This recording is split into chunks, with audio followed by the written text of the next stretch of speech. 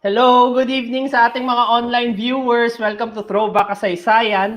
Today is April 8, 2021, Thursday. Welcome to episode 29 of Throwback Kasaysayan. Ako si Jio Guiang, Assistant Professor mula sa UP Department of History. At ang Throwback Kasaysayan, tulad ng ine-explain ko, every episode, ito ay tungkol sa pagtutukoy at pag-discuss ng mga important social issues ng lipunan natin at hinaalam natin kung ano yung history behind it, no? Historization ng mga social issues. For today's episode 29, gaya na nabanggit ko, we will not tackle a particular social issue, but rather we will feature a very historical event na i-commemorate natin bukas, April 9, Friday. No? Pero bago tayo magtungo sa ating point of discussion for tonight, alamin muna natin ang COVID statistics for today. At makikita ninyo sa inyong screen, nakashare yan. No? As of April 8, 2021, Thursday, ang total active cases sa Pilipinas ay umabot na sa 167,279. That brings up the total number of cases sa Pilipinas to 828,366. With the DOH recording an additional 9,216 cases just for today. No, nakakalungkot yan na given the number of cases, yung surge ngayong March at April, hindi malabong umabot ng 1,000,000 tong kaso by mid-year. Sana wag naman, no? The total death toll of COVID-19 in the Philippines is already 14,119, with the DOH recording an additional 60 deaths just for today. The total recoveries of COVID-19 sa Pilipinas ay 646,968, with the DOH recording an additional 598 recoveries just for today, April 8, 2021. Yang statistics ng COVID-19 cases sa Pilipinas ay available lagi sa Quarantalk Facebook page.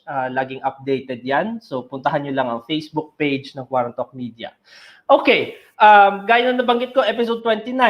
No? Episode 29, which will feature a very important historical event which the Philippine government will commemorate tomorrow, April 9, 2021. So, para dyan, alamin natin kung ano ang pulso ng bayan.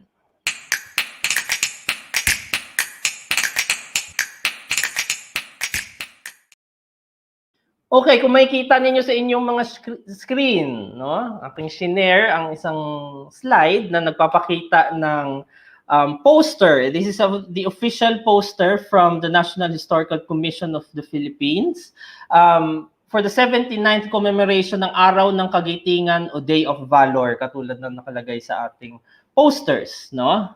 At kung makikita ninyo, no, kino-commemorate natin hindi lang yung Day of Valor kasi nga ito nga yung tinatawag na Fall of Bataan, yung event. Supposedly nangyari 79 years ago, tomorrow, April 9. No? Kundi commemorate din natin yung giting at tapang ng ating mga frontliners at generally ng mga Pilipino. Kaya nakikita ninyo diyan sa poster yung design, hindi ba? Na fini-feature ang mga frontliners, medical frontliners natin, mga bayani, modern day heroes. But for tonight's episode, ang magiging focus din natin, una is yung ano nga ba talaga yung Day of Valor? No? Ano nangyari noong April 9? At itong mga photos na makikita ninyo, ito ilan sa mga photos na pinapakita yung tinatawag na Fall of Bataan na i-discuss ng ilan sa ating mga guests for tonight. No? I think this last photo is the ensuing event after the Fall of Bataan, the Death March, okay, which happened also in April, no?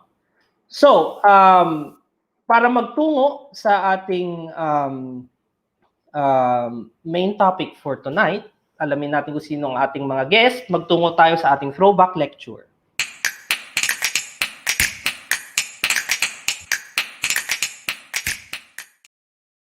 Bago ko ipakilala yung guests, no? meron pala akong co-host for tonight. Kalimutan ko siya ipakilala sa segment kanina, no? Ang magiging kasama ko sa discussion for tonight, co-host na madalas maging guest ko din sa ilang mga topics ng Throwback Kasaysayan. Veteran na siya, veteran talaga, no? Ano na siya, suki na siya dito sa ating online program. Andito ngayon, makakasama natin si Aaron BIYERNES, aking co-host, colleague ko sa History Department. Hello, Aaron. Andyan ba si Aaron? Ayan. Hello sa ating mga viewers. It's good to be back after some time. From guest to co-host na ako ngayon. So, enjoy and meaningful yung ating magiging discussion for today. Oo. Kasama natin si Aaron BIYERNES. Yes, so... Katulad na nagbabago yung pangalan, yung apelido ko, nabago yung spelling. Katulad na nasa poster, si BIYERNES to kasama natin. Okay. Sakto-sakto bukas, Biyernes. Biyernes at bukas ay Day of Valor. Teka lang, kamustahin muna natin si Aaron. Kumusta ka na ba? Nasa Bulacan si Aaron. Ay, ever since nagsimula naman tong pandemic. Ay, more than a year ago, from Antipolo to Bulacan, real peak because of the pandemic. And just like what is happening sa NCR, ang Bulacan din ay part ng NCR bubble. Hirap lumabas, nakakatakot talaga. And minsan, nakaka-stress and nakaka-anxious lahat ng nangyayari. Pero wala naman choice kundi to move forward. Tama. Sige, go. Hindi, huwag na. Mamaya sabihin na nababati ko sa naman ako. Isa yun. Baka sabihin na babati. Hindi. Kasi alam mo naman yung yung tinatawag natin lack of the sense of urgency from the government. Nag-trending pa nga. Nag-trending yung hashtag asa ng Pangulo. Kahapon ba? Oo, kahapon. Hanggang ngayon nahanap ko pa rin. Sana may weekly update since ECQ that is mandated. Sana nga pwede that is expected.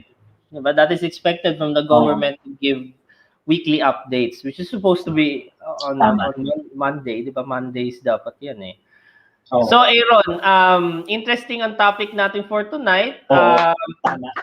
Ipapakilala ko yung first guest, tas ikaw magpakilala ng second guest. Sige, direct. Okay.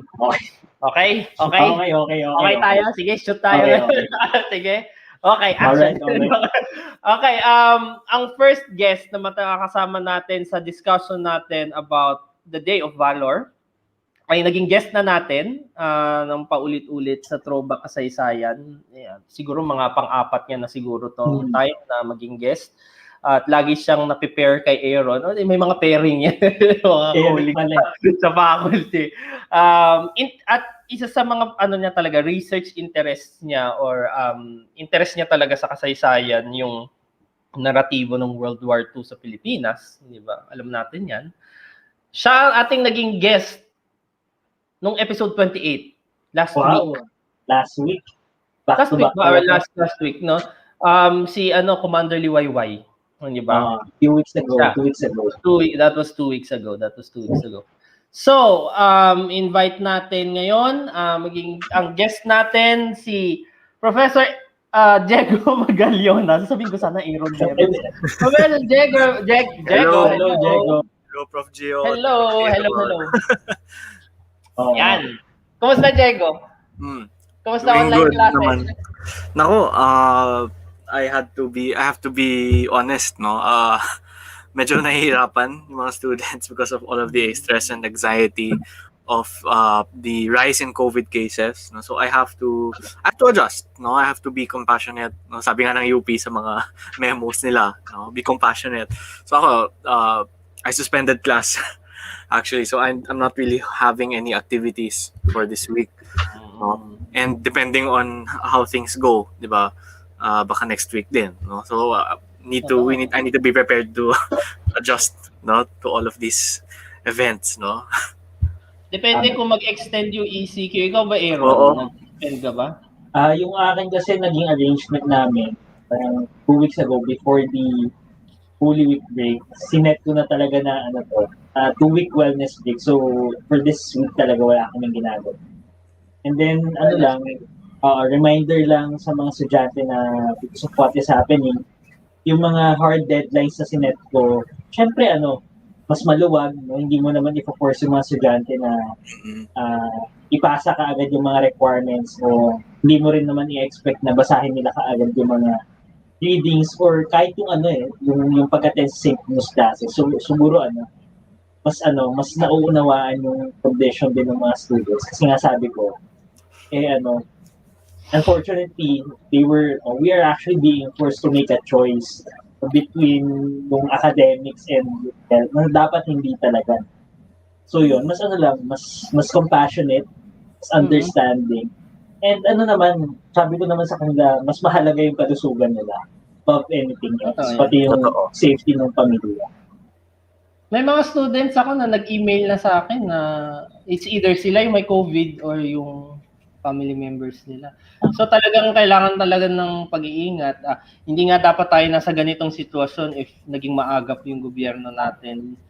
If we had a concrete plan to begin with on how to deal with this pandemic, di ba? Oo, tama. Well, nandito na tayo ngayon. At so, si Jeko, tama ba research interest niya to get into our topic? Research interest niya itong World War II in the Philippines. World War Alam naman natin yan. World War II in general. So, he will discuss yung Fall of Bataan. Pero bago yan, ipapakilala ni Aaron yung pangalawang guest natin. Nice. So, we have first time niya. First time. Very special guest. First time to be part of Throwback Kasaysayan. At galing siya sa National Historical Commission of the Philippines from the Historic Sites and Education Division. We have si Kuya EUFEMIO AGBAYANI. Hello, Kuya Yufi. Welcome to Throwback. Hello. Yeah. Hello. Kumusta? Buti naman. Working from home kasi tumataas ang cases and ayaw natin mag-risk. At getting by. Totoo. At very busy ang NHCP ngayon dahil makikita natin sa Facebook page at website ng NHCP. It was in March and in April na dumating ang mga Espanyol dito, hindi ba? At saka April 27, 500 anniversary ng Battle of Mactan. So, asahan nyo na mas maririnig nyo na yung kantang Pagani more often. Totoo yan. As we celebrate the victory and humanity. Napakadaming historical markers na in-unveil ng NHCP for this week. Nagsimula sa Homonhon, sa Giwa. Nasa Eastern Visayas sila actually. Very active yung NHCP. And then nasa Maasin, sa Southern Leyte, sa Cebu. Sa Cebu, di ba? Ang 14 yung kaka-unveil kahapon sa Cebu. So that will be 14 out of 34. Wow. So 34 markers ang expected i-unveil. Ang dami. Hiwalay pa to doon sa hindi quincentennial na markers. So ganun karami. Very busy pa rin. And dahil sa COVID, we had to localize yung unveiling even if we wanted to go doon talaga sa mga malalayong isla kung saan dumaan si Magellan. Some of them we had to do remotely kasi nga ayaw natin manghawa ng COVID sa mga kababayan natin sa malalayong. True. Not that we're saying may COVID kami pero we're minimizing that risk. Yung exposure. And then sa Cebu, ilang markers kayang i-unveil sa Cebu? Kasi naglagi si Magellan sa Cebu, of course. Alam naman natin yun. As far as I know, meron yung nag-unveil na nung 14 and then baka mag-unveil din for the monument of who's this guy? Yung kasama ni Pigafetta. Antonio Pigafetta. Hindi ko alam kung, and I think meron din i-unveil na marker na Lapu-Lapu. So, sa Lapu-Lapu City. At saka Lapu-Lapu, sa Lapu-Lapu City. So, iba pa to doon sa na-unveil before na yung plaque na nagsacertify na yung flagpole sa Lapu-Lapu City kasama na siya sa 24/7 na nakataas ang watawat. So kapatay na niya ng status yung Independence Flagpole sa Luneta. So maraming activities. May kita ito sa website ng National Quincentennial Committee, nuc.gov.ph. Pati yung mapang dinaanan ni Magellan at ni Elcano nandun. So, check nyo na lang yung website. Tama-tama pala dahil naimbitahan natin si Kuya Yuffie. Kasi maganda rin balikan, lalo na bukas, kung ano rin yung mga hinandang aktibidad ng NHCP sa pagdiriwang naman ng Araw ng Kagitingan. Mamaya siguro yan. Mas-share ni Kuya Yuffie. Masishare natin. Pero para para simulan yung ating discussion for tonight, let's give the virtual floor to Professor. Lecture pala. Kasi magandang lecture. Oo. Magandang balikan yan. No? Siyempre, bakit?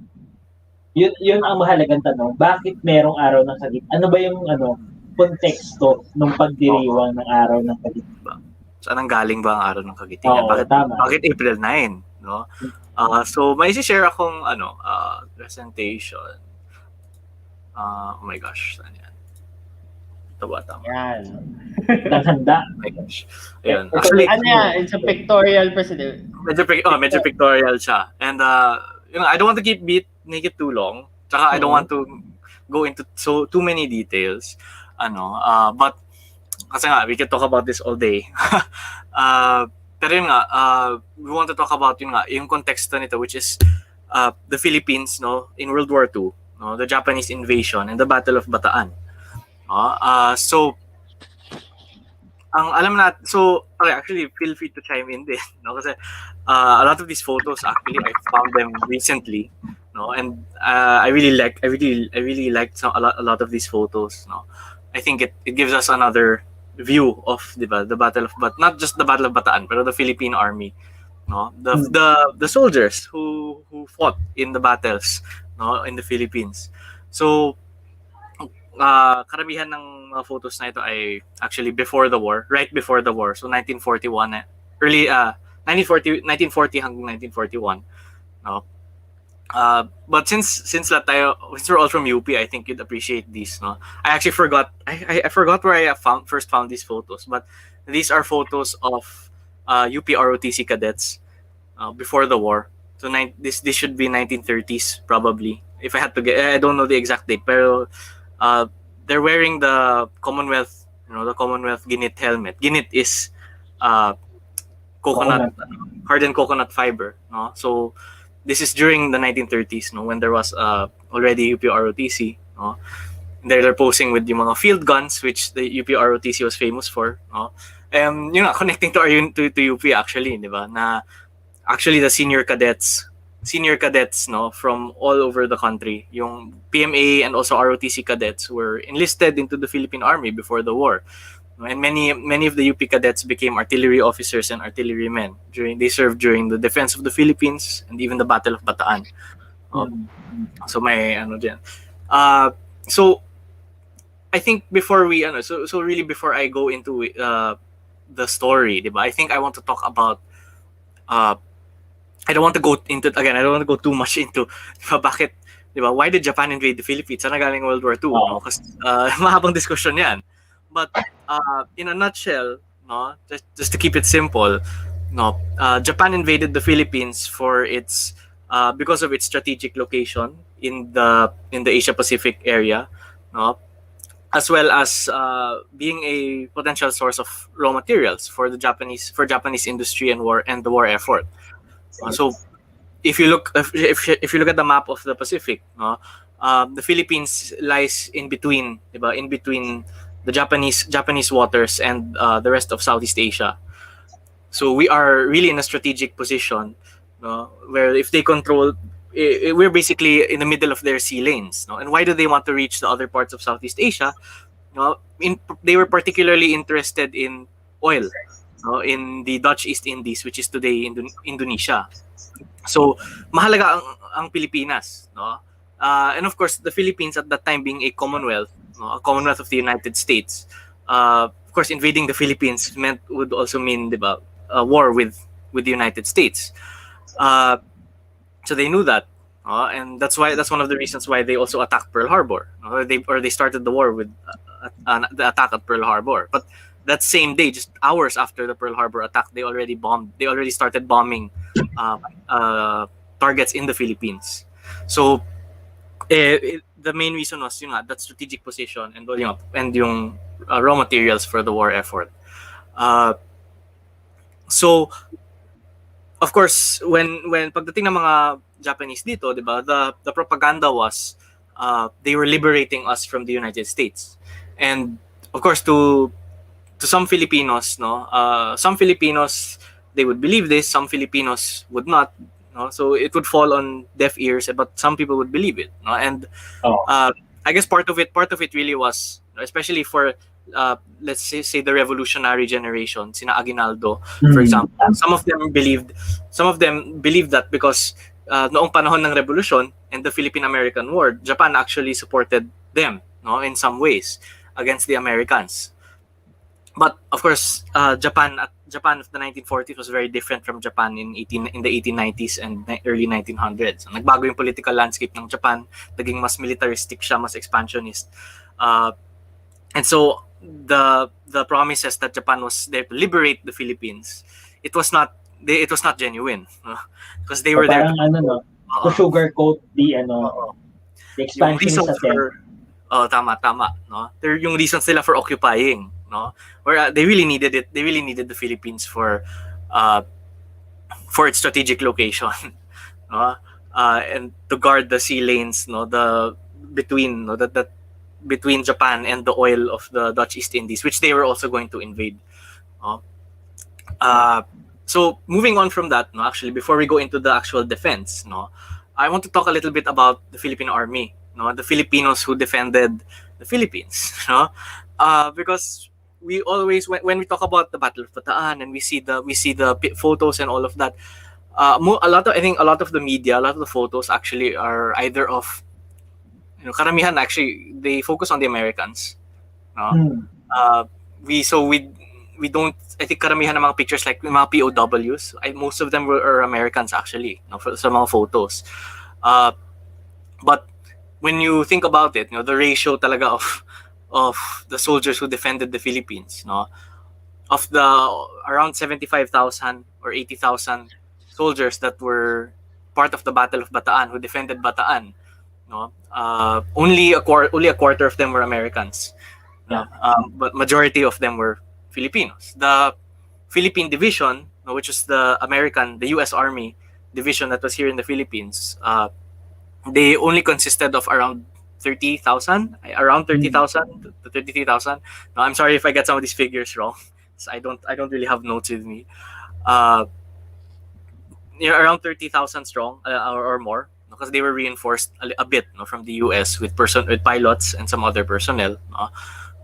And even among this Philippine division, around 11,000 or so of them were actually Philippine scouts, no, and are Filipino soldiers, no, in the U.S. Army.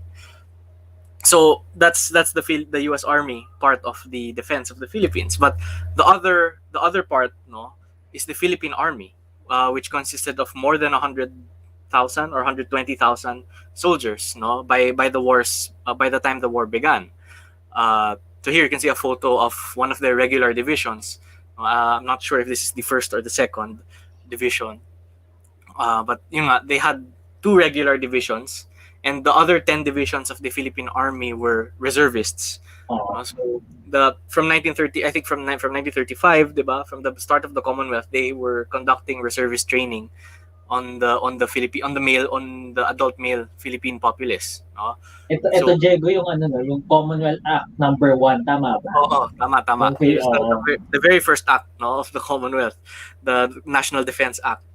No? And so they started I think 1940, as early as 1940, they were mobilizing these troops and trying to get them prepared, no? So these soldiers you see here are the regulars, no? So ito yung mga career soldiers.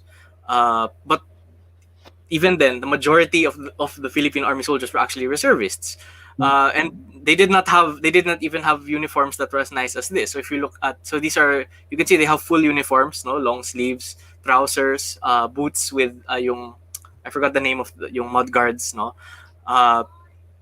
Here you have images of the reservists, no, they're being trained, as late as 1941. Hindi pa satisfactory actually, hindi pa complete yung training nila, because there were so many problems No, they did not have enough equipment. There were not enough facilities. No, there was a language barrier because there were so many languages there's so many languages in the Philippines. No, sometimes you have. I think there's one problem I think mentioned in the book Fall of the Philippines. No, ni Morton. No, na you have sometimes you have a division of Bicolano soldiers, for example, but their officers speak Tagalog. So the officers speak Tagalog, the enlisted men speak Bicolano, and then the American advisors don't speak either of those languages. So you have those kinds of Barriers. problems, diba? Barriers, no, and problems with training. And then because of the equipment training, the equipment problems, no, some soldiers never even fired their rifles until the war began. So the first time they actually fired their rifles was against the Japanese. So imagine you weren't able to practice shooting your rifle the first time you actually get to feel, diba? To get to know how it feels, and diba, these are rifles, diba? These are big rifles, no? Malakas yung kickback niya. The first time you're feeling that is when you're up against the enemy. You have no time to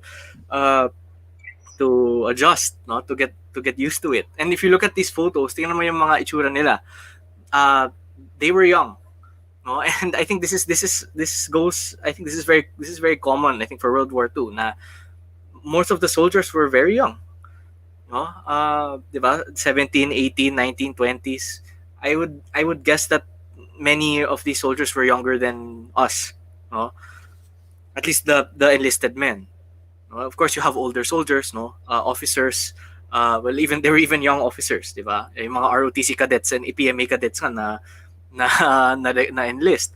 No, so we're looking at these photos of training. So ito, you have an officer, no, on the right, then you have a young soldier operating a field training with a field gun, no. Then ito on the right you have some ano tawag dito, Philippine Offshore Patrol, no. we did not have a navy, no? We had an offshore patrol.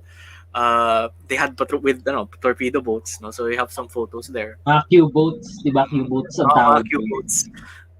So yun, there's some photos of them, no? So you have ito, if you look at the soldier on the left, no, you can see he's very young, but if you look at his uniform, he is an NCO, non-commissioned officer. So they were young, no. This was the youth of the country that was fighting, no. Here you have mga pilot trainees ng Philippine Army Air Corps. Wala pang Air Force, diba? It was all part of the Philippine Army. It was the Philippine Army Air Corps. So ito din offshore patrol, no, training with yung mga signal flags. And you have more photos of the Air Corps, no. On the right is Lieutenant Cesar Basa, who is the first Filipino pilot who was killed during the war, no. So he actually landed his plane. He was fighting the Japanese in the air. No, he landed his plane, but then the Japanese went down and they shot at him when he was on the ground. So I have more photos of the soldiers. So I think we tend to forget kasi yung human face ng war. These were Filipino people. These were young Filipinos. No, most of them were very young Filipinos fighting for their country. Siguro, maganda yung pinapakita ni Diego na pictures, na photos, kasi it shows how yung pre-war is totally different from the war itself. Kasi later on, pag nakita mo yung mga itsura, dito parang nandun pa yung feeling na, we get the chance to defend the islands, the Philippines. But it's so different nung dumating na yung mga Japanese. No? Sabi nga ni Diego, first time shooting their rifles, ibang-iba yung ibang-iba yung makikita mo, especially planes, warships, diba? Sa coast. Kitang-kita na very confident, very positive and happy yung mga mukha nila. Very almost like they're excited, no, to go to war, no? They don't feel any pressure right now. Oo. No? And actually and just to credit the photographer, no, many of these photos actually are from Carl Maidans, no, who was a Life magazine photographer who was in the Philippines, no. Pero wala siyang photos of the Battle of Bataan. Wala na siya sa Pilipinas. Or I think he did not go with the soldiers in Bataan. No, he was in Manila, if I'm not mistaken. No, and then you have these photos. No, these are photos of the Philippine Scouts. So you can see iba yung itsura nila, iba yung uniforms nila. Because these are members of the U.S. Army. No, they were considered better trained. They were better armed, better equipped, and better paid. No, also. That's one of the reasons why some soldiers, diba, they joined the U.S. Army, the Philippine Scouts, kasi mas mataas yung sweldo, and they were considered elite. On the right, you have a picture of Philippine Scouts of the 26th Cavalry. So nakakabayo sila actually, and there's a famous story where actually sumugod sila. They charged on their horses against the Japanese, and they were able to drive them off a position or a town. No? So some call it the last cavalry charge of the United States. No, parang ganon. Kasi U.S. Army sila. Then you have another this photo I really like. No, actually we're just coming off Holy Week, diba? And you have this photo of soldiers, no, of the Commonwealth Army, attending a mass. No? And this was dated, I think, 1941, but I don't know when in 1941. And I don't know. I find it so beautiful and haunting. Na it's likely na many of these soldiers would not be seen again, no, after this. That would be their last holy mass. Oo nga. No. And something again, I didn't find any other photos of them. I just found this on the internet, but there were hindi lang mga lalaki ang nag-sacrifice, diba, sa Bataan. There were Filipino nurses, no, women nurses and doctors, no, who served in Bataan as well. So it's not only a man's field there in Bataan. Filipino women also served in that battle. Most of them were doctors and nurses. And so with that in mind, diba, that brings us to the boring part, the maps. So what I really want to focus on, no, the maps will just give you a sense of context, no, and direction of where we're going. But when you look at I wanted to look at siguro yung right map where you have the North Luzon Force, the South Luzon Force, and the Reserve Force. No, this was in the original plan. Yun nga, the first plan of MacArthur was to defend the beaches. No, but they were very ill prepared to defend the beaches from the Japanese invasion. So ang nangyari was yun nga, they were quite easily scattered. No.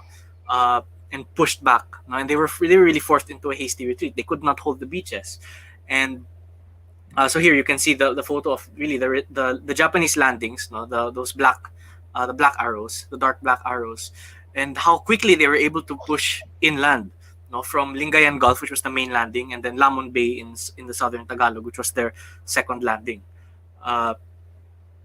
And so both the Northern Luzon and Southern Luzon force were caught off guard, unprepared, no, and they were forced to fall back, no, and because of how quickly the defenses on the coastal areas were collapsing, no,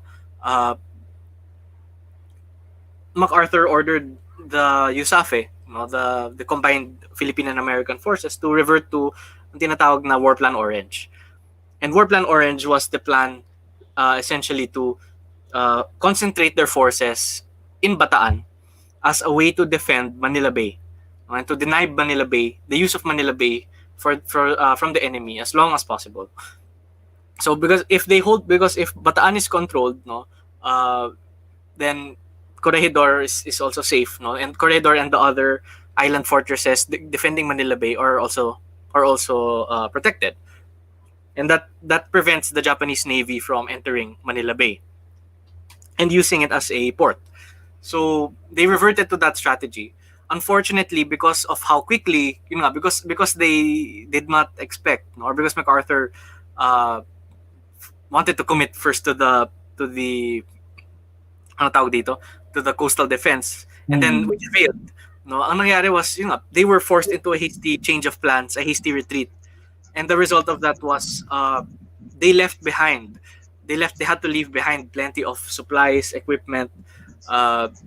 And so we think about, by that we mean ammunition, food, water, no, vehicles, no, artillery pieces and field guns, no, things that will help them defend Bataan better, and that will help them defend Bataan for a longer time, no. So if, sorry, just my feedback ata, sorry. When there's Kala ko may mga eroplano na eh. Kala ko Nandito sound na mga effects lang ano ni Diego yun. Sound Diba, effects it's sound ano, effects Diego.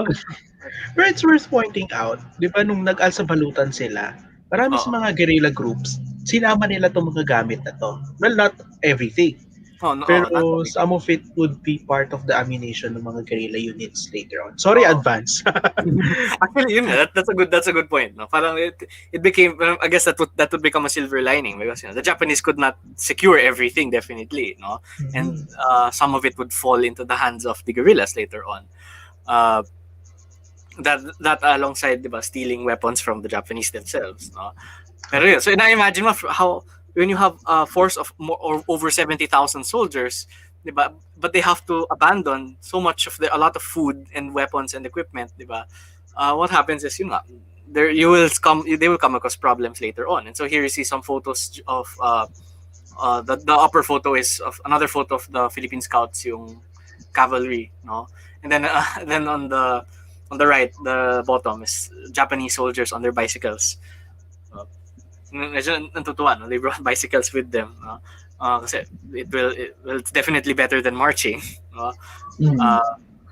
So here you have maps of the withdrawal. So you can see it wasn't just, diba, you can see that the Philippine Army, no, the Philippine Army and the US Army, they were not, the Philippine Army was not as prepared as it could be, but diba, they were trained well enough, I think, na they were able to have this organized retreat, no, from the Japanese, no. And I think the yung US military academy, hindi West Point, pero this one US academy has a really good documentary that explains all the military terms of the withdrawal, no, and of the defense in particular, no. But they were able to make an organized withdrawal where most of the northern and southern Luzon force was able to reach Bataan, no. And here you see, by the time this was happening, no, on these maps, the withdrawal, Manila was declared an open city, and eventually the Japanese were able to march in unopposed, no. And then this leads us to the Battle of Bataan, no, where first, of course, they had to hold the main roads into Bataan on the left, so that the northern force was holding the road, so that the southern force could enter Bataan. And then later, you have the Battle of Layak Junction, or the defense of Layak Junction, which ensured that the last remaining forces were able to retreat into Bataan. And so in this Battle of Layak Junction, actually, you have instances or stories of heroism from the Filipino soldiers and Philippine Scouts. So they were able to hold a position, for example, for hours, no? So here in Layak Junction, you have this monument, no? You see the Dinalupihan, which is there. Layak Junction is there, no?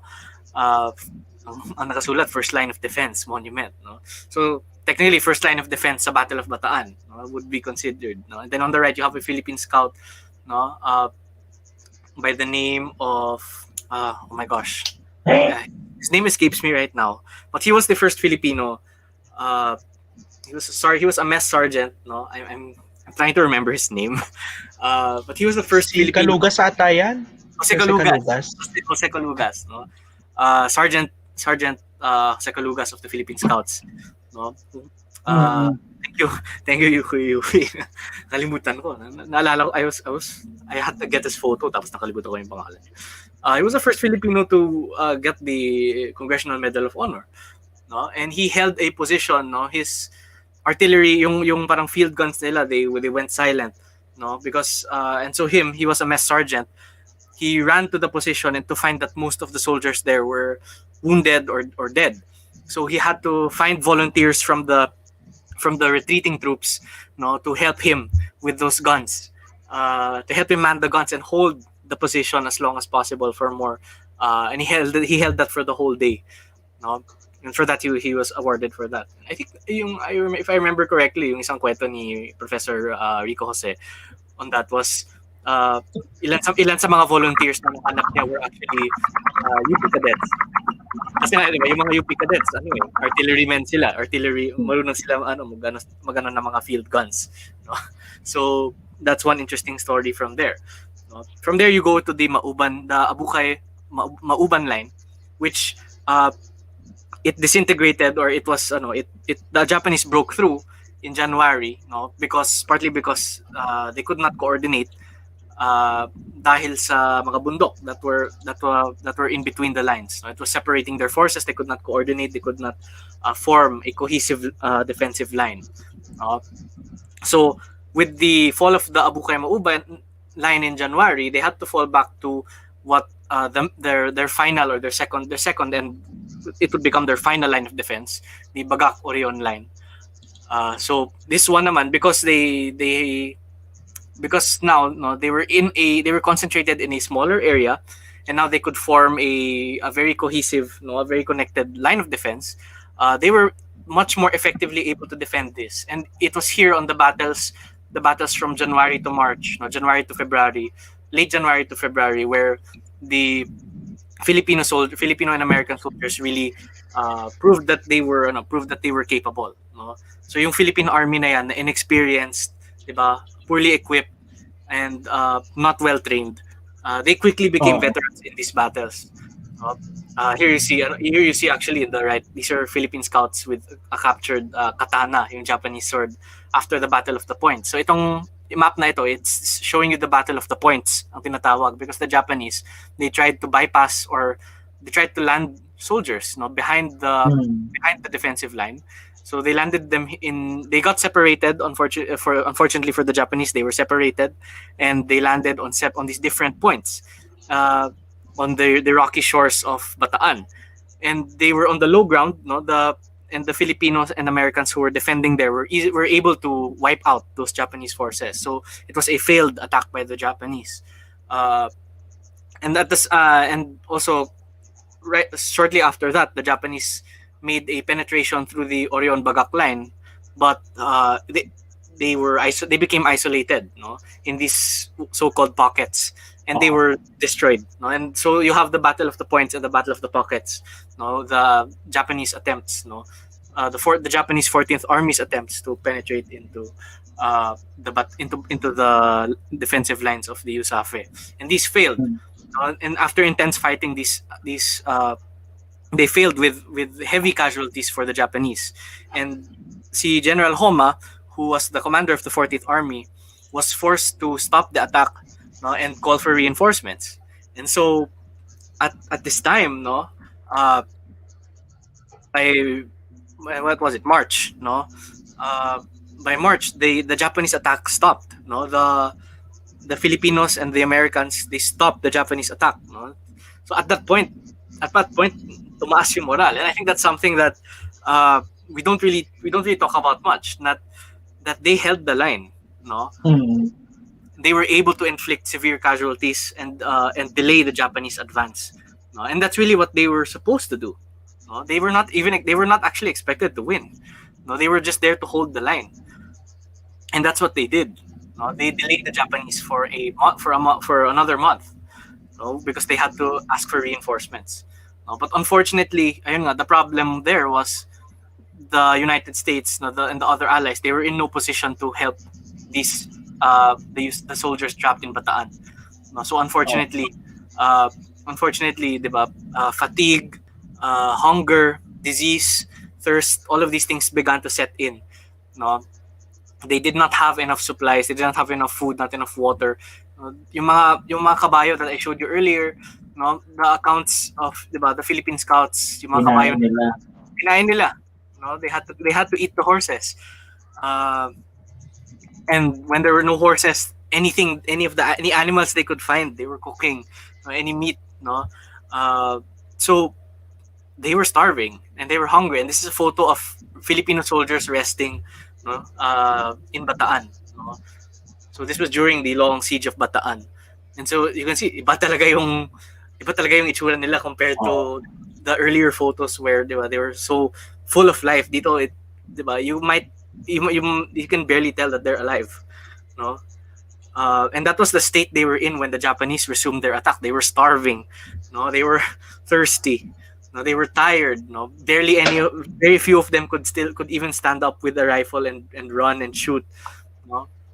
And so in April, no, in April of 1942, the Japanese with reinforcements, no, and also consider they had more artillery, they had total domination of the air, no, wala nang Philippine Army Air Corps, wala nang US Air Force. Ay, wala pang US Air Force nung panahon na ito. And ano yan, di ba, Diego? Wala rin nag-withdraw yung US Navy. Wala. They had no support at all, no. They were totally alone, hungry, starving, no. And so the Japanese this time they were able to break through.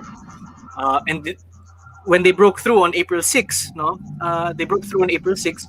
After that, di ba, si General Wainwright who was put in command after MacArthur left, no.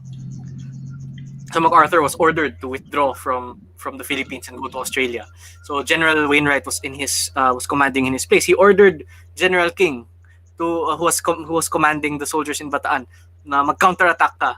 General King disobeyed his orders and surrendered because he called his men, no, and he said barely any of them can even stand and fight anymore, no. So he disobeyed those orders. I'm not going to counterattack. We're all going to die if we counterattack, no? So nag-surrender siya, no? So and he surrendered on April 9, no? As you can see, by April 9 naka-penetrate na yung Japanese all the way to malapit na sila to the tip of Bataan, no?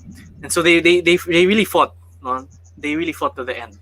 So here you see some famous photos, no? Ito yung mostly American soldiers. I think if you look closely, you can see some Filipinos there surrendered, no, to the Japanese. And here you see Filipino soldiers surrendering on the right photo.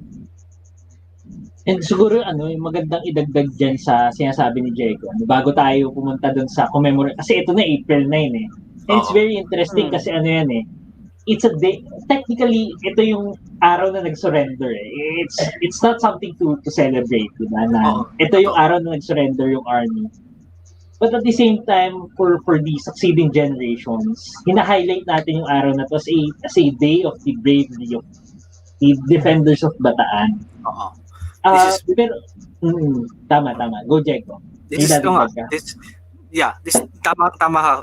Aaron, because this day is for them, no. It's to honor their sacrifices, no, na natalo sila, no. You can see here, this is a very famous photo of the Japanese doing the banzai salute, the banzai cheer, no. Diba, yung cheer, the whole cheer translates to, diba, long live the emperor, basically, no? And this is on top of Mount Samat, where today you will see this monument to the fallen of Bataan, to the soldiers of Bataan, no.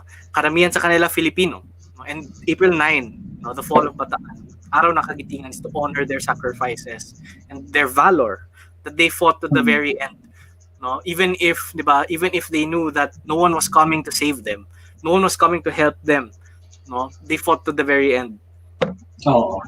At saka if I may add dun sa sinasabi ni Diego, siguro dapat nandun, when we talk about April 9, Fall of Bataan, dapat nandun din yung recognition natin that even after the Fall of Bataan, ang dami pa rin lumitaw na kwento ng kabayanihan, diba? Especially when Bataan Death March, yung Filipino civilians trying to help out yung soldiers who were actually marching from Bataan to San Fernando, Pampanga. Tapos you can even hear, di ba, mga anecdotes na yung mga sundalo na they tried to cross yung Manila Bay, tapos may mga bangkerong tumulong sa kanila to escape yung. So even after the fall of Bataan, merong even in their own small way, may mga tumulong na mga Pilipino. And it's beyond that actually, it was not more than simply propaganda, because definitely it was used for propaganda, diba? It became a rallying cry, a unifying call. Remember Bataan, Filipino people, diba? Remember Bataan, and the famous Voice of Freedom broadcast, which was written by Salvador Lopez, no? Remember, diba? We just came from Holy Week, no? And similarly 1942, it was just it was only a few days after Easter. And that speech, no, from the Voice of Freedom actually invoked the spirit of Easter and the resurrection. Na, diba? We will rise again. No, this, after all of these sacrifices will not be in vain, but we must keep struggling, we must keep fighting. No? And I think part of that sacrifice was actually I forgot to mention this na the Filipinos who fought here, they came from all parts or many parts of the Philippines. You have if you look at the divisions, I think two of them. Some were from Northern Luzon, some Central Luzon, some were from Southern Tagalog. One was from Southern Tagalog, another was the Bicolano division, and then you have a division from Western Visayas, from Negros, and then another division from the Eastern Visayas, Samar and Leyte, who fought in Bataan. So you think about it, you have sons, fathers, cousins, brothers, no, from all over the Philippines who fought in Bataan, who experienced the horrors of war in Bataan and the atrocities of the Japanese, such as the Bataan Death March itself, no, as well as for example, the Pantingan River Massacre. So this is actually a monument there, no, near the Pantingan River there in Bataan, where Filipino officers and non-commissioned officers were massacred by the Japanese army. And so the stories will spread, diba? Would spread, and the feelings of, diba? The feelings of resistance, no? Kasi nga, you have Filipinos from all over, no? So it was more than propaganda. It was more than just propaganda, diba? Yung Bataan, yung Remember Bataan. It was a call. It was a call to arms, no? A legitimate. It was a real awakening for many Filipinos.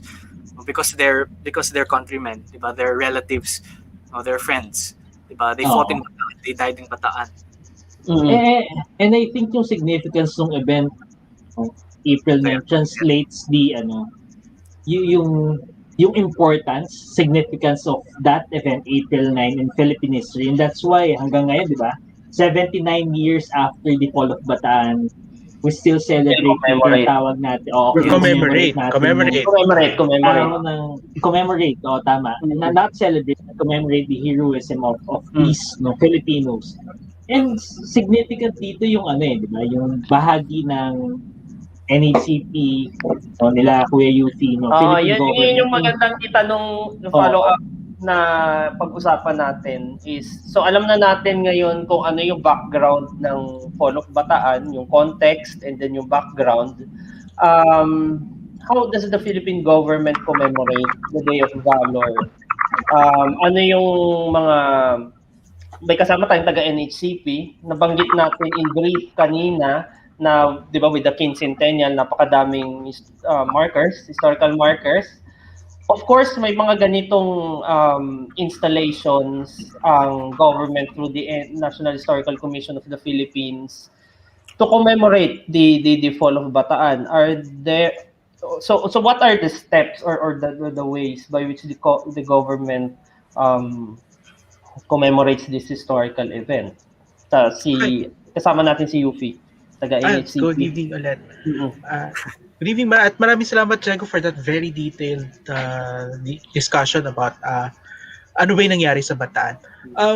Kung tutusin, hindi kulang yung oras para i-discuss siya isa-isa, and that's why kapag ginugunitan ng pamahalaan at ng buong bayan ang Araw ng Kagitingan, hindi lang siya Araw ng Kagitingan, na-designate na rin ito as Philippine Veterans Week.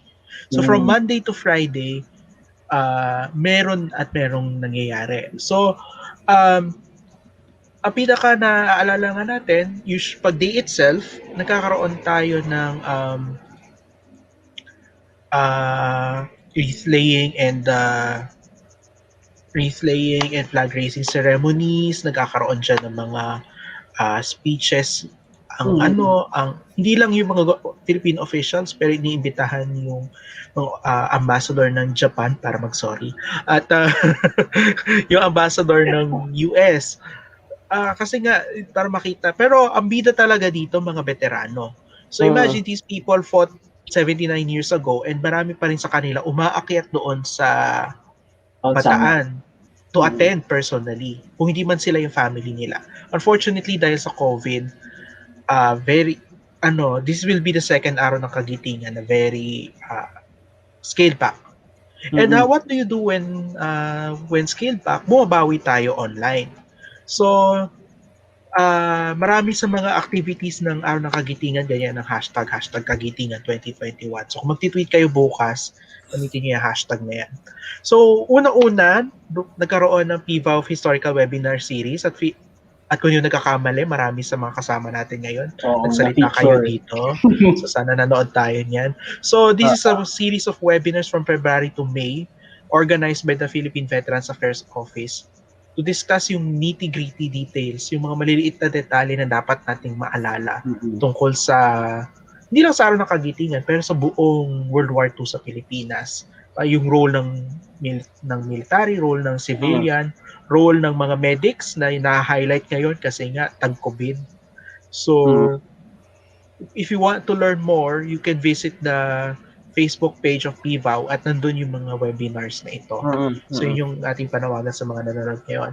And then, nabanggit ko na nga na maraming first day of the week, nagkakaroon yan ng Easter sunrise, ng sunrise commemoration.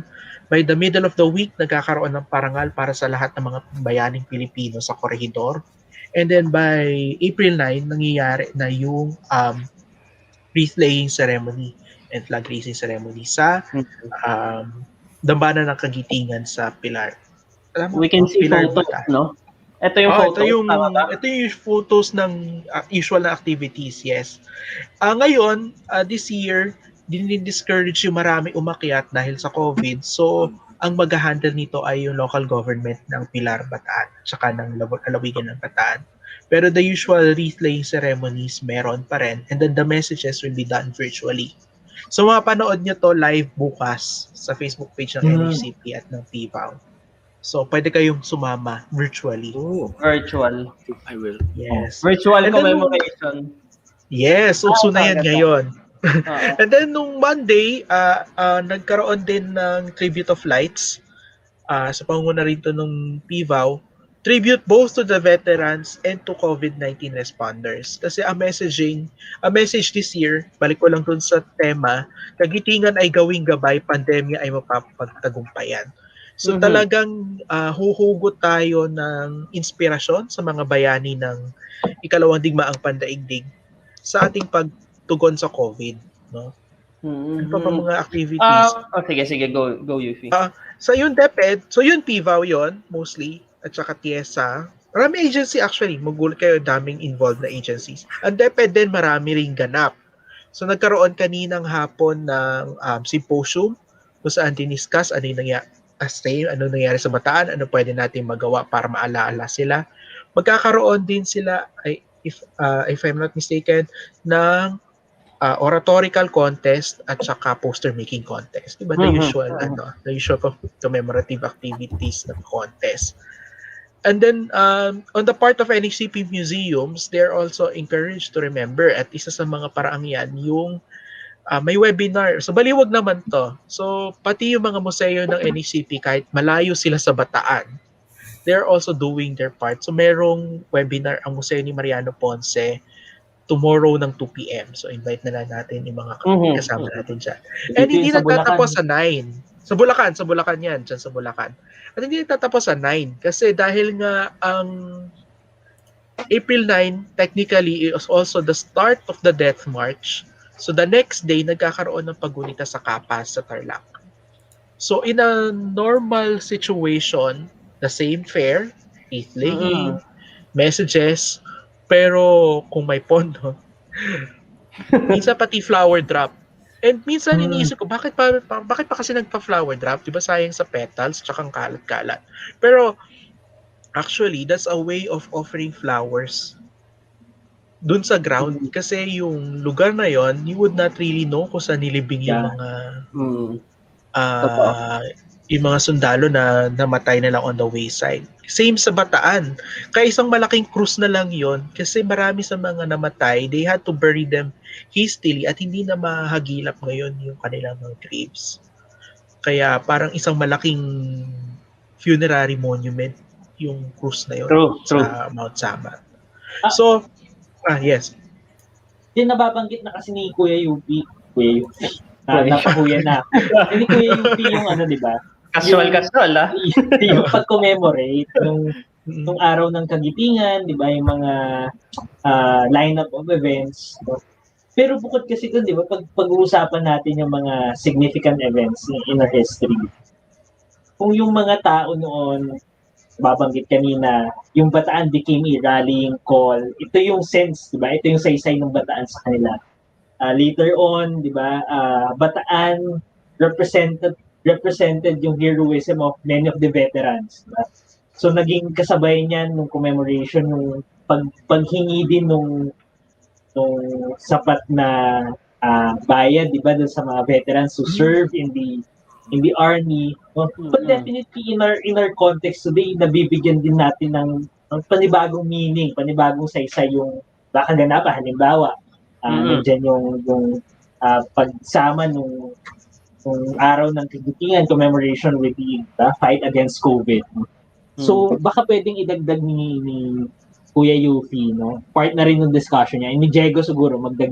So, how do we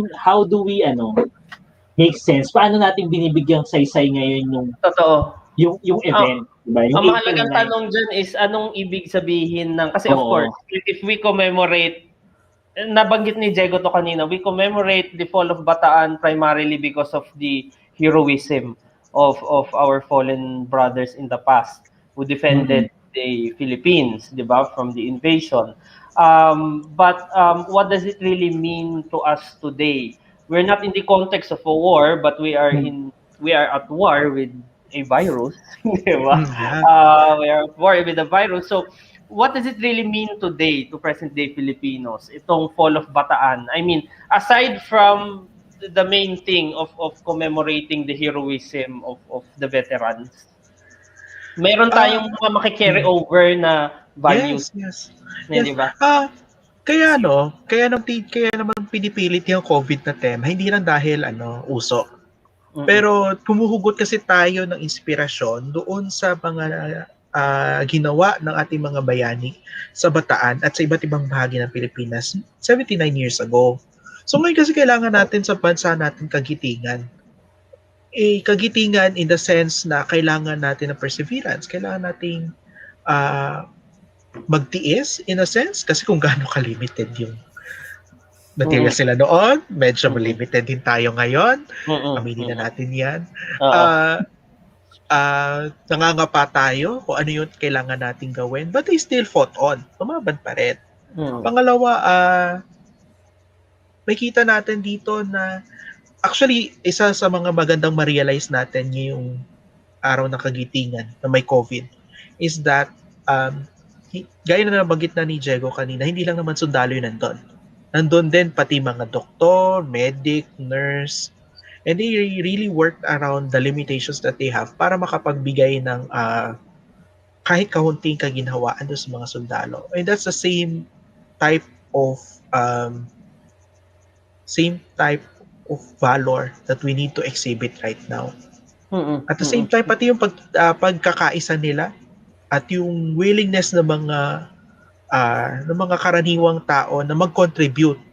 Kahit hindi sila yung talagang frontliners, kung magtutumbasan lang din naman tayo kung sa Bataan ang mga humaharap talaga sundalo, ngayon ang mga humaharap yung mga medical personnel natin. Pero makikita natin ngayon yung valor, nakikita din doon sa mga efforts ng mga individual at ng mga grupo, mga companies to make life a little bit more comfortable sa ganitong panahon na tayo nasa gitna ng pandemya.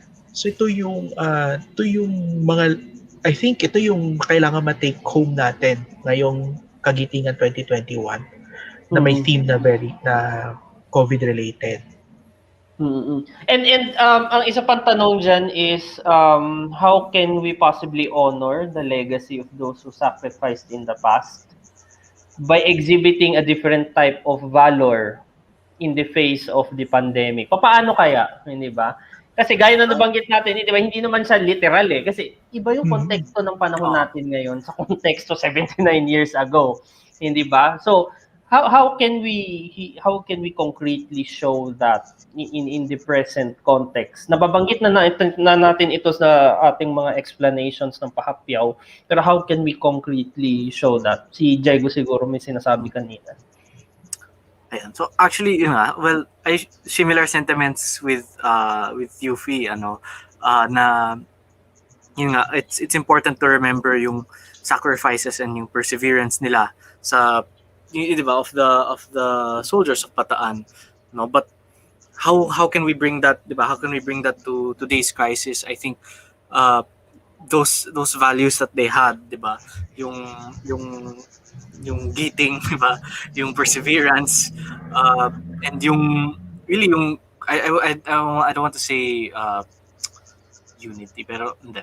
I think it's how do we bring that perseverance out, no? I think similar to how, diba, the soldiers of Bataan, diba, they were not alone, diba, they had the Filipino people helped them, diba, when they could, diba, kahit natalo na sila, diba, they were marched off, but the Filipino civilians, they wanted to help them, no? Similarly, I think we have to understand yung role natin, in a sense na we can do something about it, no? We can, and diba, knowing what we can do, no, and doing it, like supporting our frontliners ngayon, diba? Ngayon ang frontliners natin ang mga healthcare workers, diba? And I think part of it is finding ways to support them, no, even if it's diba, just if you're the kind of person who, diba, who has the capacity to go out, diba, even just, but you shouldn't, diba, just to reduce the risks of the risk of transmission, diba, knowing your duty as, diba, a Filipino, diba, who wants to win, diba? Wants to win this fight, quote unquote, against COVID, diba? I think individually we can do things, no? And that with that, diba? And nagpa-pile up yan, diba? And eventually, diba? Individually we can do things, no? And collectively, yeah. Sige, So siguro sorry, bigla ako sumingit. Pero isang maganda matutunan natin dito sa Bataan, nung bumabaril yung mga sundalo or nag-hurl sila ng mga stones from Mount Samat pababa sa mga Hapon na nasa baba, may sasunod silang plano. Meron silang goal. This is our goal. Ito yung alam natin kung may reinforcements tayo o wala. Ito yung magagawa natin. Ito yung resources natin. So may direction. No, they're not just shooting, basta may Hapon, barilin mo yan, ganyan. Merong plano. And siguro isang magandang matutunan natin dito sa Bataan right now is that yung pagbira ay paraan ng kagitingan, pero hindi pwede yung random lang yung bira tayo ng bira. Kasi para makaabot tayo dun sa punto na from Bataan to Leyte, no, you have to have a plan how to get there. Concrete and we have plan. to concentrate. Kailangan ng war plan, COVID, ganyan. Ayan na. Hindi mo mapasampa ng Leyte. Hindi mo mapasampa ng Leyte kung bira lang ng bira or ng... Kasi individuals can only do so much. And the soldiers can only do so much. And in our case, the doctors and the nurses, kahit bigyan mo yan ng maraming light show, ng prayer service, bigyan mo ng bulaklak every so often, no? Kailangan natin nung intelligent na pagtutulungan at concrete na pagtutulungan. And how do you do that? You have to really look at the situation, ano na ba talaga? Ito ba, yung ginagawa ba natin ay sustainable pa o baka kailangan na nating sumuko? O kailangan na nating mag-shift ng paraan ng pakikibaka laban sa virus. So parang gano'n, kailangan din may utak yung puso. No?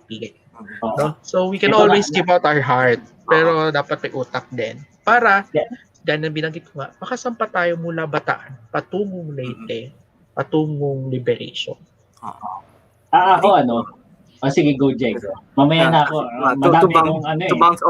To bounce off that, no, I think part of understanding yung araw ng kagitingan really is, di ba, not just understanding the sacrifice and the valor of the soldiers, but also, di ba, the history, yung context, no, of what they experienced and why they had to experience that, no. And really part of it, related ito sa sinabi ni Yuffie na, di ba, you need a plan, you need preparation, and I think part of what we can do is, di ba, we can learn from those mistakes, di ba, because the Battle of Bataan, di ba,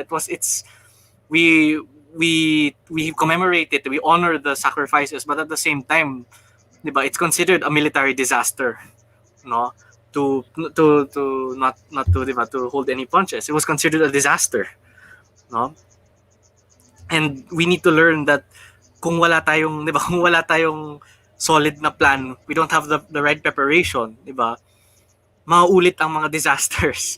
No, that's what will happen. And I think, di ba, for the sake of, di ba, for the sake of the soldiers all the soldiers and all the Filipinos who sacrificed their lives, di ba, in the defense of the country and for the defense of the people, in this case, di ba, for, di ba, all of those who've sacrificed their lives, di ba, who to try to, di ba, treating COVID patients, no, all the healthcare workers that and family members that we have lost, di ba, we owe it to them to have a concrete plan, di ba, and we cannot keep going back to doing the same mistakes because that will end in disaster. True. Yeah, Si Aaron. Oo, I think Aaron, itong ginagawa natin parang sort of pagtatasa na natin, hindi ba? Maganda yung Oo, tama. Kasi maganda, medyo nag-extend na rin tayo. Medyo 13 minutes overtime na tayo. Hindi, Okay lang naman. Actually, I agree with what Kuya Yuki said, with what Jego said. Tama yun na ang dami nating nakikita kumbaga nakukumpara na natin yung na-experience noong 1942 with what is happening today. Agreeing with having a plan, and at the same time siguro yung recognition na when we talk about these specific events, important, significant events in Philippine history, hindi lang ito yung opportunity to commemorate yung bravery, yung heroism of the people who died in the Battle of Bataan. Parang it's also an opportunity, nababanggit na rin to ni Jego, na to hold people accountable. Kasi I mean, when we talk about Araw ng Kagitingan, definitely we highlight yung heroism of the death. Yung death nga mismo ng mga tao nag-defend, mga sundalo nag-defend sa Bataan. But at the same time, siguro, especially when we talk about or when we study history, binabalikan mo what circumstances led to that event. Diba? Ang dami, diba, yung mga yung political leadership, military leadership, may hubris yan na, hindi, kaya natin. MacArthur pa lang, di ba? If you would go back to that. I think, dapat binabalikan natin, we hold people accountable. And ganun din, bawa ngayon. Hindi pwedeng, I think this was an issue a year ago pa di ba, na parang yung ginagawa na lang natin, ito kunwari magtatayo. Di ba, if you remember last year, yun, yung tali ng black na ribbon, in support of red na ribbon in support of the medical workers, but certainly hindi pwedeng ganun na bayani ka, hindi lang pwedeng ganun, di ba? You need to have concrete plans. And aside from that, ito kasi gera at COVID. Ako kasi mas critical appreciation na parang I want to veer away from the narrative that we are fighting a war against COVID, against a virus. Ano yung reason ko? Kasi, di ba, when we talk about war, tinatanggap mo nang meron kang collateral damage Inevitable yan. Meron kang cash. Okay lang yun.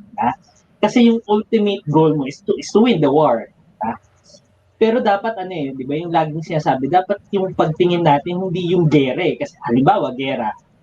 Sa atin dahil ganun yung rhetoric natin, tinatanggap natin na hindi, okay lang na may mamamatay. Because sooner or later, makakaalpas tayo sa ganyang Pero hindi dapat ganun, di ba?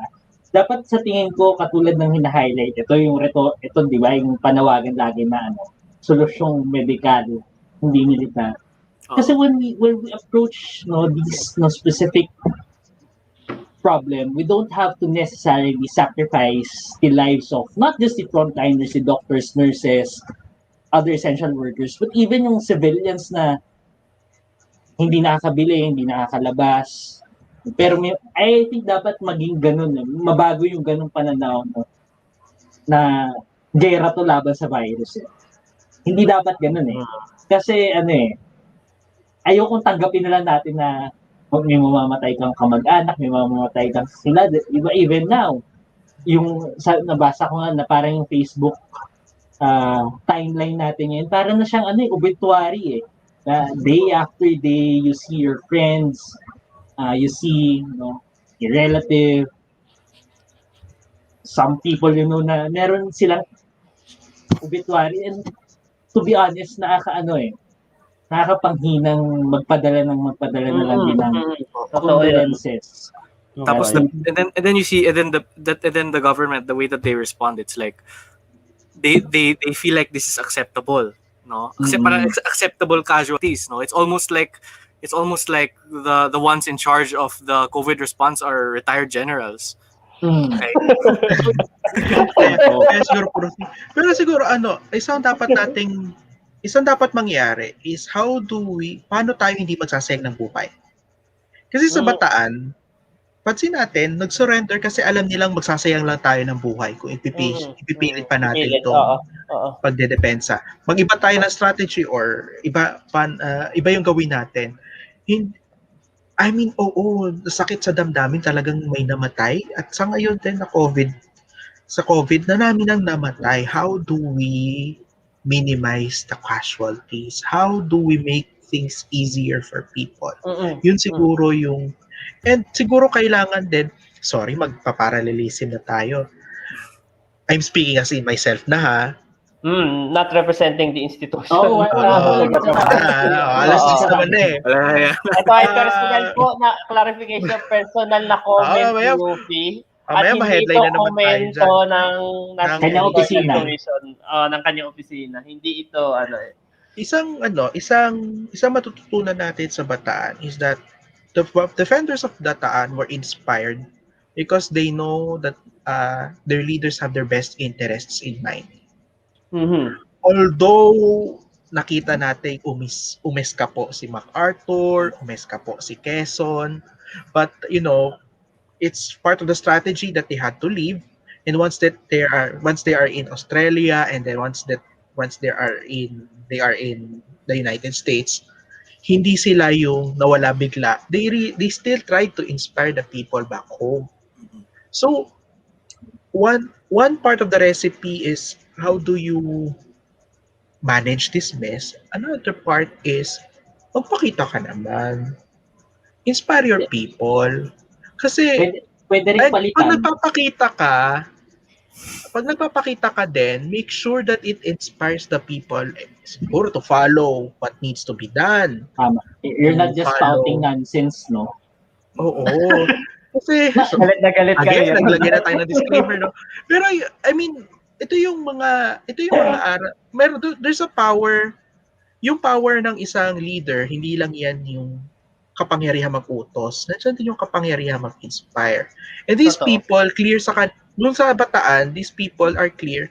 We're doing this because we are on the path to independence. These people who are suddenly coming into our shores, didiskarelin yung gusto natin mangyari sa buhay natin. Kaya kailangan natin lumaban. Now, ngayon may COVID, ano yung goal natin and bakit natin to ginagawa? Hindi ba tayo lumalabas ng bahay dahil lang sinabi ng gobyerno bawal kayo lumabas ng bahay? O ginagawa natin to kasi ayaw natin mahawa at makapanghawa? Ginagawa natin to kasi alam natin or confident tayo sa ating mga sarili na that the people who are in charge know what they're doing. Ito yung mga tanong na pwede natin itanong sa ating mga sarili. No? Kasi lahat ng bagay, kasi war ngayon, pati sa pageantry, pag may nag-away na dalawang bansa, war na agad yun. Pero, itong sa ganito, yun, I think yun yung lesson na there's power in leadership and then there's power in inspiration. Na kailangan, kung magpapasunod ka, hindi lang ito dahil, kasi pag hindi kayo sumunod, mag 300 squats ka. Pag hindi ka sumunod, may fine ka. Pag di ka sumunod, lalagay ka sa hawla or tatambay kayo sa covered court. Dapat, the way we do this ay we're doing this because we want less people to die. So kapag naglalabas tayo ng rules of engagement, naglalabas tayo ng strategy, hindi lang ito dahil Strategy. kung naglalabas tayo ng Basta, strategy, keyword. hindi lang ito dahil gusto natin ng economy, ayan, arangkada na agad, or gusto natin kasi gusto natin ito matapos. The main goal should be how do we lessen. Kasi may namatay na eh. Hindi mo na masasabing how do we make sure that no one dies. How do we lessen the number of people dying, and how do we make sure na sulit yung sakripisyo nung mga nakapagsakripisyo na. Totoo yan. Gusto kong i-underscore yung magandang punto din ni Yuffie na tungkol sa strategy at sa plano. Kung yung mga bayani nga natin nung Fall of Bataan, may sinusunod silang plano, of course, di ba? May strategy. Ngayon na nasa ibang konteksto tayo at napaka-crucial din ng panahon, katulad nung panahon nung nung panahon ng Day of Valor nga, Fall of Bataan, 79 years ago. What's the strategy? What's the plan in order to go around this medical emergency? Hindi ba? Sa awa ng Diyos, huwag na natin intubate yung mga veterano natin. Paano ba natin ito? Hindi ba? Paano natin para maka-attend pa sila next year ng araw ng kagitingan ceremonies? What's the plan? Is there a roadmap out of this pandemic? Is the government being transparent about it? Exactly. Kasi it's as if, they're living in their own dream eh. Parang success lagi sa kanila yung nangyayari. It's Or baka not. naman ang general plan ECQ. Diba? So, we're doing it for 1 year. Nandun dapat yung nandun yung critical assessment eh. Kahit sige sabihin natin merong mga nagawang tama, pero as we can see, it's not working eh. Diba? Tapos ngayon, you can, yung galit eh. No? It's as if, dinedepend pa nila na, yung mga data nila nilalabas. Hindi, ito number, ganito tayo, hindi yung punto. Tumataas yung cases, but you have to reassess not just the strategy, but the people you place in the positions. Hindi dapat, kung medical emergency, baka medical professionals. Yes. Tsaka siguro isang... Hindi retired generals. Lagyan natin ng positive spin. Diba? Lagyan natin ng positive spin bilang balik na ulit ako sa FD. Sige, go. Isang magandang matututunan. Sabi ko sa inyo, ano ba, hanggang oras ba tayo dito? Hanggang ano tayo dito? Sige. Mga final points na lang siguro. We make our final points. Sige. Sige, you be go. At the end of the day, we're another day older. At the end of the day, isa sa mga matututunan natin at isang magandang makuha natin sa Battle of Bataan. Una, yung giting ng mga tao, yung perseverance nila, na patuloy silang lumaban kahit ang gulo na sa paligid, kahit hindi na sila certain kung ano yung magiging future nila. And honestly, kahit iniwan na sila kailan ba umalis si Quezon? Hindi bumalik si Quezon. Namatay siya. Kailan siya umalis? Diretso sa corridor, di ba? Kailan siya umalis sa corridor? May 7? I think before pa yun eh. So, malala. Notice lumaban pa rin sila kahit technically iniwan na sila ni Quezon at ni MacArthur. Yun yung tipong giting na meron ng Pilipino, laban kung laban. At the same time, they know when to stop and when to do a different strategy. Again, kaya siya Fall of Bataan kasi nag-fall. Hindi kinlame ng mga leaders ng Filipino and American forces na excellent yung nangyari at walang nangyaring hindi maganda. No, they surrendered. But they did not stop dun sa surrender. They thought of a different strategy, nag-regroup sila, and ang maganda natin mapapansin dito yung inisyatiba ng Pilipino. Civilian man yan o militar, mamundok kung kinakailangan para gumawa ng guerrilla units, mag-collaborate to soften the blow of the occupation, but that's a topic for another time. And yung tumulong sa kanilang paraan, maliit o malaki. Na nakikita natin ngayon sa COVID response natin na if you're seeing something that's not right, you can do what you can. You can organize. At hindi siguro dito sawang-sawa na tayo yung kaka-organize ng fundraising para sa kamag-anak na biglang kailangan i-hospital, or fundraising para or relief operations para maitulong sa mga nawalan ng trabaho or sa mga hindi makalabas dahil sa ECQ. Pero makikita natin, I think the way we help our fellow Filipino is also a form of valor. And we should commemorate that, and ito siguro yung part na pwede nating i-celebrate. Na hindi lang tayo resilient dahil resilient tayo kasi kumikilos tayo para umusad yung ating buhay at para maging mas maginhawa ito. Totoo. Ganda ng mga punto. Si Jego, final points. Yeah, I'll keep it short lang, no? So, actually, I agree with everything that Yuffie said, no? And that yung Battle of Bataan, di ba? Kahit sumuko, kahit natalo, it was a dark day for the Philippines, no? But that was not the end. Di ba? Hindi natapos ang World War II sa Battle of Bataan. No? Even if it was a dark day, di ba, for the Philippines, the Filipino people, di ba, even kahit umalis ang mga leaders nila, no, the Filipino people kept fighting, no, and they fought until they won.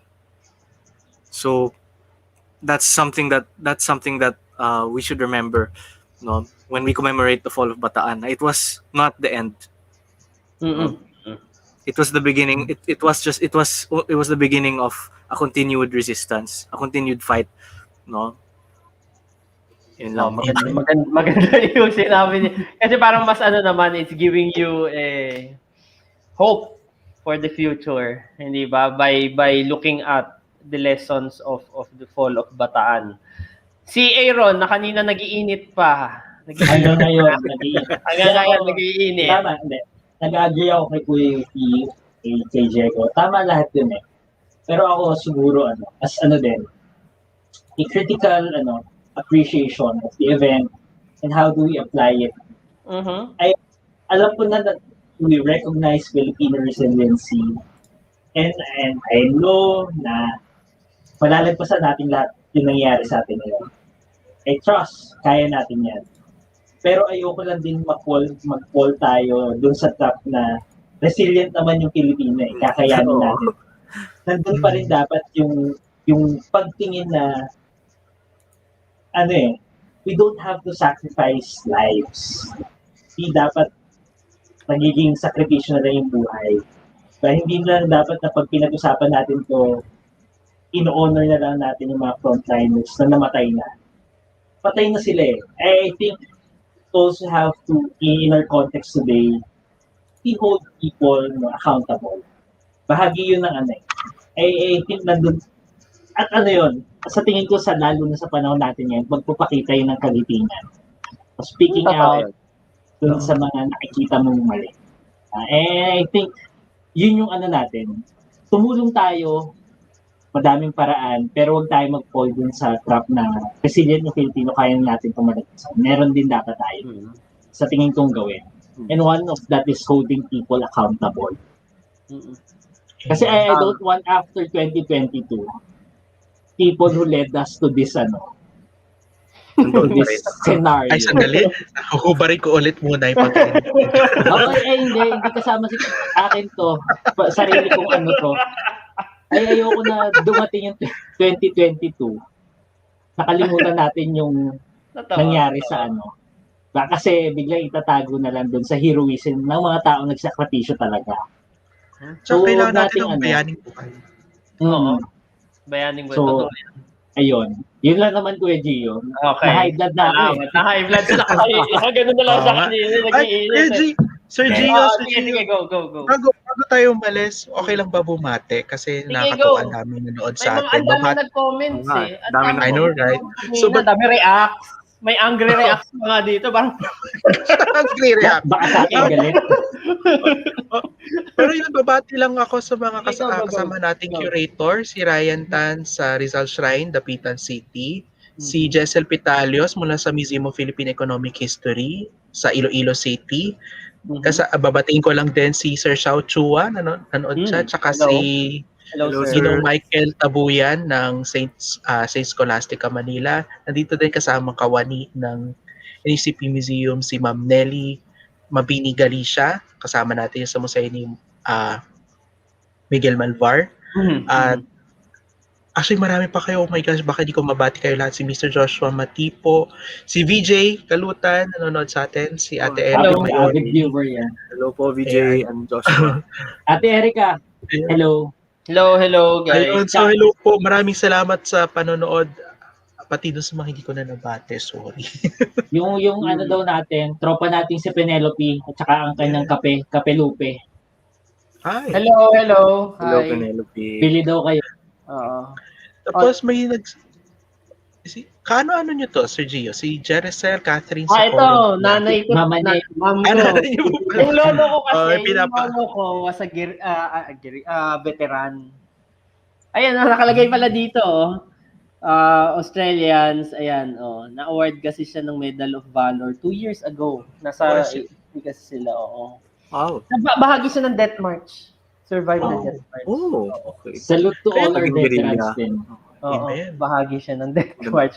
So very close to the family yung Fall of Bataan and Death March na narrative. Bilang nagbabatian na tayo, Kuya Jim, baka ikaw may ano ka, pangwakas na mensahe. Di pa ba pangwakas na mensahe yun? Oo nga eh.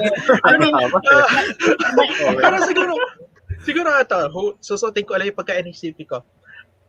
Again, reminder lang sa lahat, you can be part of the commemorative rites tomorrow by watching the live stream sa Facebook page ng NHCP and I think sa PIVAW din nung ritual na magaganap sa dambana ng Kagitingan.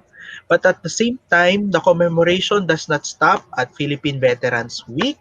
Remember your lolo, your great-grandlolo by recording their stories, by visiting military shrines, pag pwede na, or make probable.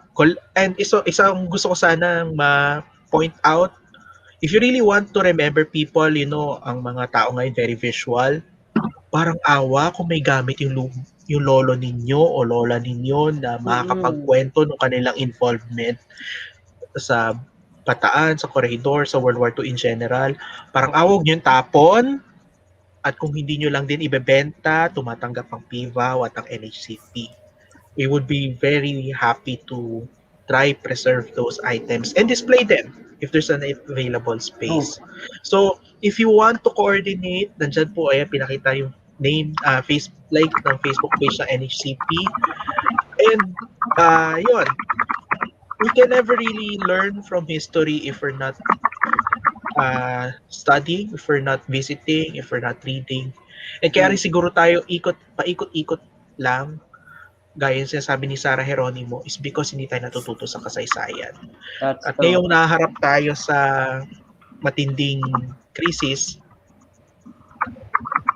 pakinggan natin yung sinasabi ni Rufa May Quinto, fight, win. Laban lang mga kasama. Magpagpalang araw ng Kagitingan sa ating lahat. Tomorrow ang virtual ceremony. May mga details na nasa website na NHCP, Tingnan natin ang website at saka yung Facebook din. Aktibo lang yung Facebook ng NHCP. So, makikita natin PIVAW din na. PIVAW and NHCP. Ang tabayanan natin bukas para sa ating mga online viewers na gustong mag-participate or manood na virtual ceremonies for the Day of Valor, commemorating the heroism of our fallen brothers in 79 years ago, Fall of Bataan. So maraming salamat sa ating mga guests, no? Si Diego, si Aaron na co-host ko at mas lalo na kay Yufi na first guesting na ito sa amin. Maulit pa ito From kasi commenter to guest. Maulit pa ito kasi quincentennial eh. So, sa tingin ko magkakaroon ng magkakaroon Oo. tayo ng topics and we want to take a look at the side of what the government is doing through the NHCP. So, at maiimbitahan natin si Yufi muli sa mga susunod pa. Kung hindi siya busy, kasi alam natin busy ngayon ang NHCP. Daming mga commemorations and celebrations, no? Sige, maraming salamat sa ating mga online. Nag-exceed tayo ng 36 minutes. Kala ko hanggang 11 na tayo eh. Okay, Ready na maraming ako eh. salamat. Maraming nanood, no? Magandang Sa gabi. uulitin muli. Magandang gabi. Magkita-kita at muli tayo sa episode 30 na ng Throwback Kasaysayan next Thursday. Antabayanan ko ano magiging topic natin sa Facebook page ng Quarantalk Media. So maraming salamat sa lahat ng ating online Salamat viewers po. at sa Hello mga po sa guests Crush ko ngayon. po. Hello. Sa Crush po. Good night. Hello. Good night everyone.